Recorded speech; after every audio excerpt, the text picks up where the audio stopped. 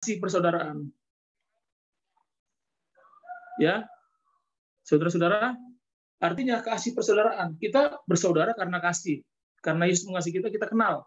Kita bersaudara karena kekristenan, karena Yesus kita bersaudara, kita mengasihi. Yang ketiga itu kasih storge. Apa itu? Kasih yang timbul karena ada ikatan kekeluargaan. Kakak dengan adik, ya, dengan keponakan, dengan sepupu, dengan paman, dengan tante, itu kekeluargaan. Dan yang terakhir adalah kasih eros, adalah kasih yang bersumber pada daya tarik seksual kepada jenis kelamin yang lain. Itu yang keempat. Nah, untuk lebih jelasnya saya akan bahas 3 ayat dari pasal Yohanes 21 ini. Ayat 15 berkata begini. 15, 16, 17, nanti endingnya ayat 17. Ayat 15 berkata, sesudah sarapan, Yesus berkata kepada Simon, ini pertanyaan pertama, Simon anak Yohanes, apakah engkau mengasihi aku lebih daripada mereka ini? Jawab Petrus kepadanya, ya, benar Tuhan, engkau tahu bahwa aku mengasihi engkau. Kata Yesus kepadanya, gembalakan domba-dombaku. Ada kata di sini, engkau mengasihi aku lebih daripada mereka. Kalau Tuhan berkata kepada saya, Tommy Simamora, apakah engkau mengasihi aku lebih daripada karyawan Suritex? Mungkin saya nggak bisa jawab ya. Kalau saya jawab, ya dong Tuhan, saya lebih mengasihi engkau. Itu sombong. Nah, di ayat ke-16 berkata begini, kata Yesus pula kepadanya, kepada Simon kedua kalinya, Simon anak Yohanes, apakah engkau mengasihi aku? Jawab Petrus kepadanya, benar Tuhan, engkau tahu bahwa aku mengasihi engkau. Kata Yesus kepadanya, gembalakan domba-dombaku. Dan ayat 17 berkata, kata Yesus untuk ketiga kalinya, Simon anak Yohanes, apakah engkau mengasihi aku? Maka sedihlah hati Petrus kepada Yesus, karena dia berkata ketiga kalinya, apakah engkau mengasihi aku? Dan dia berkata kepadanya, Tuhan, engkau tahu segala sesuatu, engkau tahu bahwa aku mengasihi engkau. Kata Yesus kepadanya, gembalakanlah domba-dombaku. Ada 3 pertanyaan yang sama yang ditujukan Yesus kepada Simon, tapi kita akan membahas Bapak Ibu, kita mulai dari ayat 15.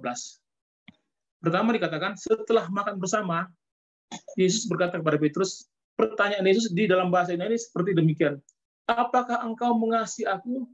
Agape, menggunakan kata agape, lebih daripada mereka semua ini, pleon tuton, pertanyaan yang tidak main-main Bapak Ibu. Yesus menuntut murid-muridnya untuk mempunyai komitmen kepada Kristus dan kerajaan Allah yang lebih besar daripada komitmen apapun yang pernah kita buat selama kita di dunia. Kasih kepada Allah yang disertai dengan komitmen itu mengutamakan Allah sebagai yang dikasihi lebih dari apapun. Nah, jawaban Petrus adalah engkau tahu, suhoida, bahwa aku mengasihi engkau. Hoti pilio, dia menggunakan kata pilio, bukan kata agape. Piliose sebenarnya berarti aku rekanmu. Petrus tidak menjawab apakah dia mengasihi atau tidak, tetapi dia menjawab, aku ini sahabatmu Tuhan, aku ini rekanmu. Dia nggak mengatakan aku mengasihi engkau, berkorban demi engkau. Nah, tetapi Petrus tidak bisa mengatakan aku mengasihi engkau agapeu. Mengapa tidak? Karena dia jujur. Dia tahu bahwa dia tidak sanggup mengasihi Tuhan. Dia berjanji memberikan nyawanya. Dia pernah berkata, nyawaku sekalipun aku berikan. Tetapi yang dia berikan justru mulut yang menyangkal bahwa dia adalah murid Yesus 3 kali, Bapak Ibu. Nah, dia menggunakan kata pilio, dia tidak menjawab agape. Maka Yesus bertanya untuk kedua kalinya, apakah engkau mengasihi aku? Masih Yesus menggunakan agape.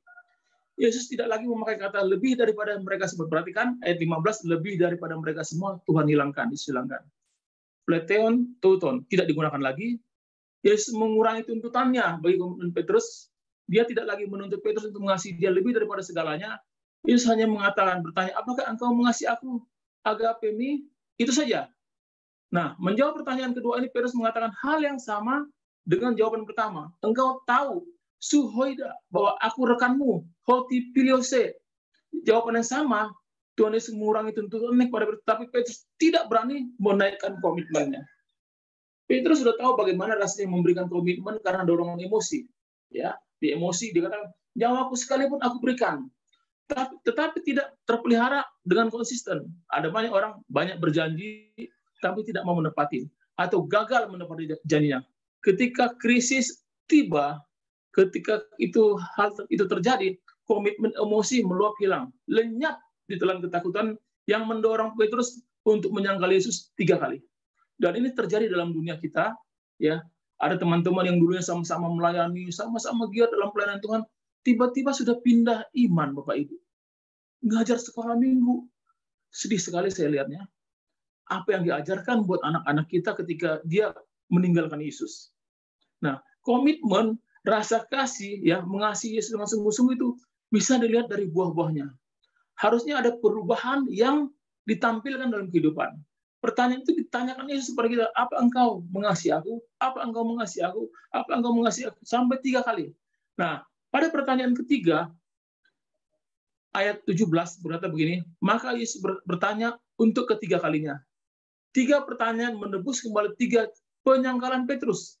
Ketika Yesus menyangkal 3 kali, Yesus juga bertanya 3 kali. Untuk ketiga kalinya Tuhan Yesus mengubah pertanyaannya. Jika pertanyaan dia bertanya, apakah engkau mengasihi aku lebih daripada mereka semua ini? Yang kedua, dia menghilangkan lebih daripada mereka semua ini. Dan ketiga, dia lagi tidak memakai kata agape. Yesus bertanya, apakah engkau rekanku? Menggunakan kata philios. Pertanyaan yang menghancurkan hati Petrus, maka Petrus pun menjawab sama persis dengan yang Yesus tanyakan. Dia menjawab, ya Tuhan, engkau tahu bahwa aku rekanmu. Aku filio engkau, aku mengasihi engkau. Itulah jawaban Petrus. Yesus menunjukkan cara yang sama untuk memanggil Petrus dengan cara yang dia pakai untuk menebus dunia. Dia merendahkan dirinya, ya, merendahkan tuntutannya. Kasih yang begitu besar yang dia berikan, kita hanya bisa membalas dengan kita katakan dia sahabat kita. Nah, bagaimana cara Yesus menebus dunia ini? Dengan cara turun menemui dunia, turun menemui gerejanya, turun menemui umat manusia, menyatakan dirinya, ya, memberikan hidupnya di tempat di mana manusia berada. Dari 3 pertanyaan ini tentang mengasihi, saya dapat membuat kesimpulan 3 hal. Tujuan Tuhan membimbing Petrus, membimbing dia sedemikian rupa dengan pertanyaan. Pertama, Petrus, hamba Tuhan, saya dan saudara harus mengembalakan domba-domba Kristus dengan kasih, itu cara yang sama yang Yesus telah lakukan kepada dunia. Meskipun saudara mengatakan, saya bukan hamba Tuhan, saya bukan gembala. Bapak Ibu perhatikan, dalam sekuler Anda punya anak buah, dalam rumah tangga Anda punya anak, ya, dalam keluarga Anda punya keluarga besar yang harus menjadi berkat, jadi garam dan terang di tengah-tengah mereka, menggarami mereka, menyaksikan kebaikan Yesus melalui saudara. Karena itu Yesus memberikan gambaran mengembalakan domba Kristus. Orang yang ada di depan saudara itu adalah orang-orang yang perlu saudara saksikan bagaimana Yesus menebus hidup saudara dengan kasih-Nya. Harus mengembalakan domba Kristus dengan kasih yang sama yang telah dilakukan Yesus. Apa itu? Rela berkorban, ya, memberikan hidupnya untuk kita, memberikan kasih-Nya, dicemooh tidak menantang, difitnah tidak mundur, ada masalah, ada tantangan, maju terus karena kita mengasihi Tuhan, bukan karena kita hebat, bukan karena kita ya lebih dari orang lain, tapi benar-benar kita mau memperagakan kasih Kristus di hadapan orang-orang yang Tuhan berikan di hadapan kita. Yang kedua, Petrus, hamba Tuhan, saya dan saudara dalam pekerjaan harus mengikuti teladan Kristus yang rela menemui Petrus di tempat Petrus berada. Dia membimbing, dia menuju pertumbuhan sejati sehingga dia sanggup mengasihi Tuhan. Nah, sebagaimana kita tidak hanya tinggal diam menunggu orang datang kepada Yesus melalui kita, tapi kita datang kepada mereka seperti Yesus datang ke dunia.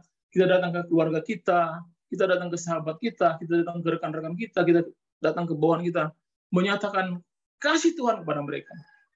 Dalam pekerjaan sekuler mungkin banyak ya anak buah kita, tapi yang mereka lihat, benar nggak peragaan kasih Yesus itu ada di hidup Anda dan saudara? Mengikuti Kristus dengan rela menemui mereka. Ya, siapa mereka kita harus temui. Tapi ketika mereka ada di dalam lingkungan kita, tidak ada yang kebetulan. Semuanya Tuhan izinkan. Saya berhadapan dengan banyak orang, ya, Bapak Ibu, Saudara-saudari, dengan keluarga besar saya, menceritakan kebaikan Tuhan, memberikan pertolongan melalui hidup saya, perkataan saya, nasihat saya, mungkin materi saya berikan, itu bukan karena saya supaya dikatakan, wah hebat, Pak Tommy luar biasa, ini jempol men. Enggak. Tapi kalau Tuhan izinkan ada seseorang di hadapan saya dan saudara, itu untuk menyatakan kasih kita kepada mereka. Karena mereka tidak mengenal Tuhan. Mereka hanya tahu katanya tentang Tuhan, tapi tidak mengalami Tuhan. Kita yang mengalami Tuhan, tahu bagaimana rasanya diberkati Tuhan, bagaimana rasanya dikasih Tuhan, bagaimana rasanya diampuni Tuhan. Mereka tidak merasakan. Ketika kita tahu tentang itu, kita bagikan. Mengasihi itu artinya kita mengasihi Tuhan, bukan hanya teori, tapi praktek yang kita lakukan dalam pekerjaan kita, dalam keluarga kita, dalam pelayanan kita, dalam lingkungan kita dimanapun berada. Kita harus mengikuti Kristus dengan rela menemui mereka. Tidak eksklusif, tidak berdiam diri, tidak masa bodoh, tapi benar-benar mengasihi Tuhan, karena Tuhan memberikan jiwa-jiwa kepada kita. Dan terakhir yang ketiga, Petrus, hamba Tuhan. Saya dan saudara harus mengembalakan domba-domba yang Kristus percayakan kepada kita dengan cara yang sama seperti Kristus lakukan. Bagaimana Pak cara yang sama? Wah, harus rendah hati, rela berkorban, difitnah juga tidak perlu membalas, mengampuni, mengasihi, menyatakan kasih Tuhan. Dan itu perlu kita praktekkan dalam kehidupan kita, karena Tuhan itu penuh kasih. Nah, mengembalakan domba-domba Kristus yang percayakan kepada kita. Jangan mencari domba-domba yang sudah digembalakan orang lain. Ya, Tuhan memberikan kepada kita jiwa demi jiwa, pribadi demi pribadi, ketemu bukan kebetulan. Saya terlalu banyak ya ketemu dengan orang, saya pikir kenapa harus ketemu dengan orang ini? Kenapa harus begini, kenapa harus begitu? Ternyata Tuhan tempatkan seseorang ketemu kita, tidak ada yang kebetulan.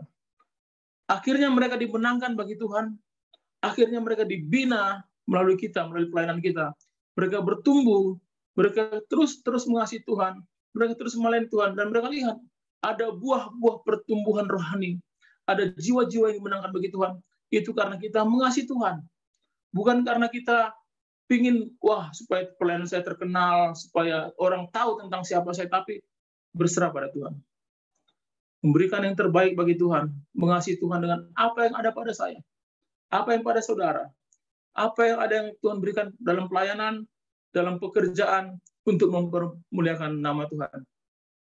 Inilah tugas yang Tuhan berikan, Tuhan percayakan kepada Petrus, kepada saya, kepada saudara, kepada para pemimpin rohani dalam gereja Tuhan, kepada para pemimpin apapun gelar saudara, mungkin saudara owner sebuah pabrik, atau saudara kepala bagian, atau saudara administrasi mengepalai beberapa bidang, dan Anda ketemu dengan orang-orang yang belum percaya Yesus, yang sudah percaya Yesus, nyatakan bahwa Anda mengasihi Tuhan, dan mereka bisa merasakan Tuhan melalui hidup saudara.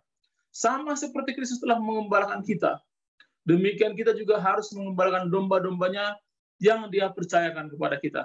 Nah, hari ini apa yang saudara alami? Mungkin saudara berpikir, Tuhan, siapa yang harus saya gembalakan? Siapa yang harus saya berkati? Siapa yang harus saya bimbing rohaninya? Kalau saudara mengatakan, ini aku Tuhan, pakai aku, mampukan aku, tolong aku agar mereka bisa melihat aku mengasihi engkau. Saudara pasti bisa. Saya terlahir dari keluarga Kristen yang terlahir sebagai Kristen, tapi saya tidak mengenal kasih Tuhan. Ketika saya mengenal kasih Tuhan, Bapak Ibu, saya merasa iba, merasa kasihan bagi orang yang belum mengenal kasih Tuhan. Walaupun dia kaya sekali apapun, dia belum kenal Yesus, dia pasti binasa. Karena itu kabar kebaikan, kabar keselamatan, kalau kita katakan mengasihi Tuhan, ada beberapa hal tolak ukur yang membuat orang bisa melihat bagaimana kita mengasihi Tuhan. Pertama, kerohanian kita. Ya. Kedua, bagaimana kita melayani Tuhan dengan apa yang ada pada kita? Harta kita kah? Talenta kita kah? Waktu kita kah? Semua keberadaan kita untuk mempermuliakan nama Tuhan. Yang ketiga, orang akan melihat, sudahkah Anda menjadi berkat bagi lingkungan Anda, bagi keluarga Anda, bagi pekerjaan Anda? Kemana Anda pergi, banyak jiwa-jiwa. Anda tidak kelihatan, orang mencari engkau. Karena orang akan mengatakan, nggak ada lu, nggak rame. Orang merasa terberkati. Orang merasa dikasihi. Orang merasa diperhatikan. Orang merasa ada damai sejahtera. Itulah kasih Tuhan pada saya, pada saudara, pada kita semua, yang harus kita praktekkan untuk orang melihat, wah, Tuhan itu ternyata orang yang sudah mengenal Tuhan itu, orang Kristen itu beda ya. Nggak nyangka selama ini saya pikir agama, tapi ketika mereka lihat Anda, mereka memuji-muji Tuhan melalui Anda. Siang ini bagaimana keadaan kita? Saya tidak tahu, tapi kita tahu Tuhan baik, bahwasanya untuk selama-lamanya kasih setianya. Mungkin saudara berkata, wah, saya terlalu sibuk dengan pekerjaan saya, nggak ada waktu. Bapak Ibu, banyak hal yang bisa kita lakukan untuk kita, orang bisa melihat mengasihi kita.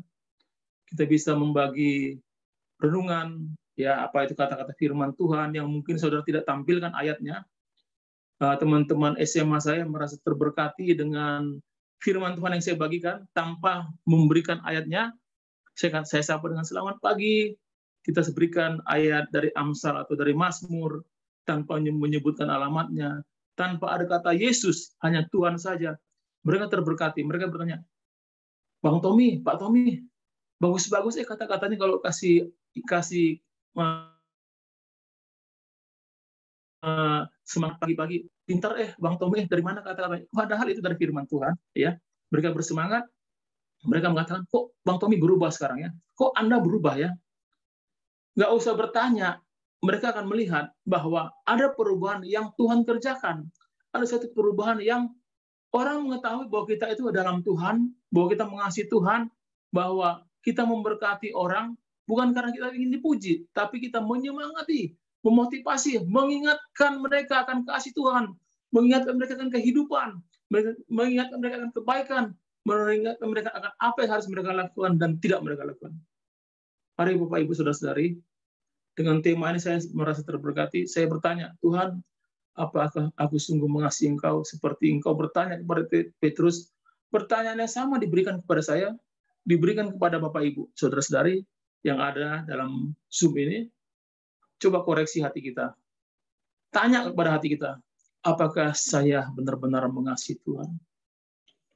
Itu Anda sendiri yang tahu. Alat ukurnya sangat sederhana. Apakah Anda masih berdoa setiap hari pada Tuhan? Apakah saudara punya relasi yang baik dengan Tuhan? Apakah saudara masih memuji-muji Tuhan? Apakah saudara masih bersyukur dengan yang Tuhan kerjakan bagi hidup saudara? Intinya, Tuhan baik bahwasanya untuk selama-lamanya. Kasih setianya tidak akan pernah dibiarkannya anak-anaknya meminta roti. Saya tutup dengan kesaksian. Bapak Ibu mungkin tahu, ada sebagian mungkin nggak tahu, selama tahun 2020 sampai 2021, saya itu sakit, masuk rumah sakit 5 kali. Stroke, transfusi darah 3 kali, kemudian operasi usus besar dipotong, disambung lagi kata terhadap tumor. Tapi saya masih sehat nih. Saya belum mati, saya pikir finish Tuhan. Menurut saya, udah Tuhan capek deh. Di surga lebih enak. Saya berpikir, bukan saya frustasi, tapi saya katakan, capek banget Tuhan, 5 kali saya setahun masuk rumah sakit. Kok begitu-begitu amat. Tapi saya mau menyaksikan Bapak Ibu, selama di rumah sakit banyak orang yang saya doakan, yang saya injilin, yang masuk ruang ICU, yang mau mati juga saya doakan, padahal saya sakit. Itu karena apa? Karena saya tahu Tuhan mengasihi saya. Saya katakan, Tuhan, kalau Tuhan izinkan saya belum mati, berarti masih banyak program yang Tuhan mau kerjakan melalui hidup saya.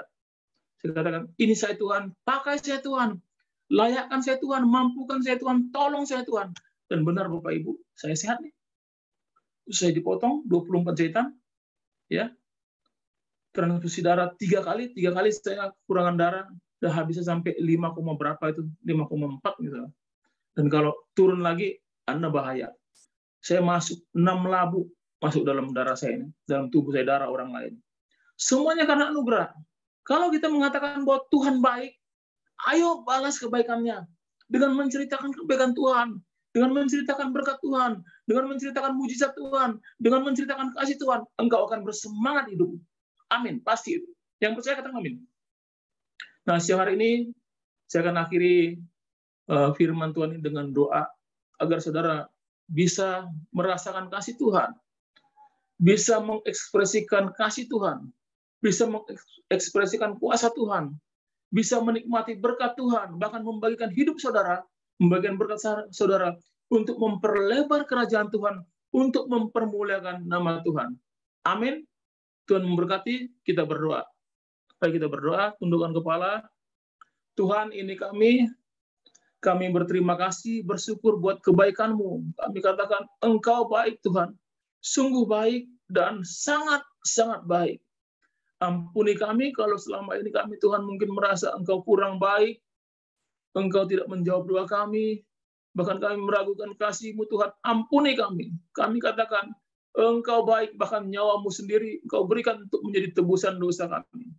Kalau Tuhan bertanya kepada Petrus, apakah Petrus engkau mengasihi Tuhan Yesus? Kami katakan Tuhan, kami mengasihi Engkau. Kalau kami belum mengasihi atau kurang mengasihi Engkau Tuhan, teguhkan hati kami untuk kami melihat kemuliaan-Mu, untuk kami merasakan kasih-Mu, untuk kami menikmati berkat-Mu Tuhan. Kami berdoa di dalam nama Yesus, berkati hamba-hamba-Mu, teman-teman hamba-Mu yang ada di Zoom ini Bapak, yang ada di Tuhan di perusahaan ini. Kami berdoa, jadikan kami berkat buat lingkungan di mana kami berada bekerja. Kami berdoa buat ownernya. Berkati supaya jadi berkat Tuhan. Supaya mereka bisa, setiap Tuhan karyawan bisa melihat kebaikan Tuhan melalui hidup kami. Berkati produksinya, berkati marketingnya, berkati Tuhan semua fasilitasnya. Semuanya bagi hormat kemuliaan Tuhan. Kami berdoa. Kami bersyukur kepada-Mu Bapa di surga. Apapun problem yang kami alami, kami katakan rancangan-Mu, rancangan damai sejahtera. Bukan kecelakaan, memberikan kepada kami masa depan yang penuh harapan. Kami beria-ria dalam Engkau, kami bergirang di dalam Engkau, kami terus mengasihi Engkau, karena kami tahu rancangan-Mu Tuhan luar biasa indah dalam kehidupan kami. Berkati para keluarga, berkati Tuhan suami istri, berkati Tuhan anak-anak mereka. Hamba berdoa di dalam nama Yesus. Jadikan mereka Tuhan, orang-orang yang menyatakan kasih dan kebaikan Tuhan. Terima kasih Bapa. Kami berdoa di dalam nama Yesus, sama-sama kita berdoa. Doa Bapa kami. Bapa kami yang ada di surga, dikuduskanlah nama-Mu, datanglah kerajaan-Mu, jadilah kehendak-Mu Tuhan di bumi seperti di surga. Berilah kami pada hari ini makanan kami yang secukupnya. Ampunilah kami akan kesalahan kami, seperti kami mengampuni orang yang bersalah kepada kami. Jangan membawa kami ke dalam pencobaan, tetapi lepaskanlah kami daripada yang jahat. Karena Engkau yang punya kerajaan, dan kuasa, dan kemuliaan sampai selama-lamanya. Dalam nama Tuhan Yesus, terimalah berkat daripada Allah Bapa, kasih dari Tuhan kita Yesus Kristus, dan persekutuan yang manis bersama Roh Kudus menyertai saya, menyertai saudara, menyertai keluarga saudara, menyertai perusahaan ini, dari sekarang sampai selama-lamanya, di dalam nama Tuhan Yesus Kristus. Sama-sama katakan, amin, amin, amin. Selamat siang, Bapak Ibu. Tuhan Yesus memberkati. Amin. Terima kasih. Terima kasih banyak Pak Pendeta kami Simangkara. Sangat berkati buat dan sangat ini yang bisa kita langsung lakukan